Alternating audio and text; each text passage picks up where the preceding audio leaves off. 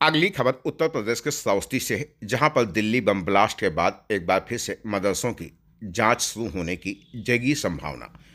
ATS सक्रिय। श्रावस्ती जिले में भी मदरसों की दोबारा जांच के मिले संकेत। अचानक जांच की चर्चा से मदरसा संचालकों में फिर से मचा हड़कंप।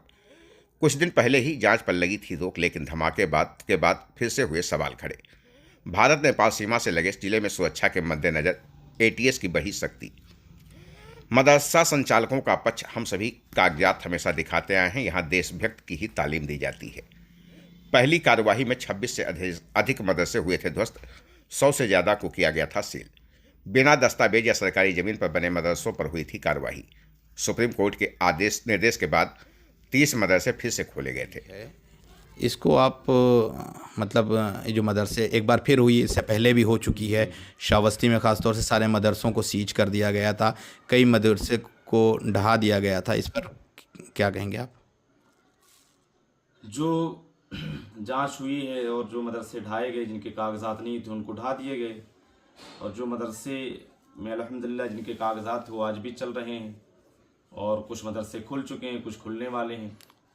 तो अच्छी बात है जो जांच हुई। अच्छा, फिर सरकार ने एटीएस की जांच बैठाई है, वो ठीक है। उस पर क्या करेंगे आप? उस पर क्या किया जाएगा? अभी कागजात दिखाया जाएगा, दस्तावेज दिखाया जाएगा। अगर वो ठीक है तो ठीक है, वरना कोई बात नहीं। जैसा तो सरकार का ये कदम सरकार का जो फैसला होगा वो खुद फैसला करेंगी अपने समझ से क्या हमको करना है।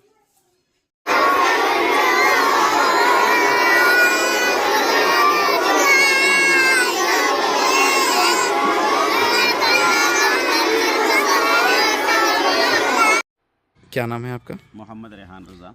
हाफिज़ जी, ये बताइए, यूपी में दिल्ली बम ब्लास्ट के बाद एक बार फिर एटीएस ने मदरसों की जांच शुरू कर दी है, मदरसों को खंगालना शुरू कर दिया है। ख़ास तौर से अगर देखा जाए तो श्रावस्ती भारत नेपाल से जुड़ा हुआ ज़िला है। इसको आप किस नज़रिए से देख रहे हैं? देखिए, जो श्रावस्ती है वो नेपाल से जुड़ा हुआ तो है ही, इसमें कोई दो राय नहीं है। और उसमें बम ब्लास्ट की बुनियाद पर देखा जाए तो हमारे मदरसे से और उससे कोई ताल्लुक़ नहीं है।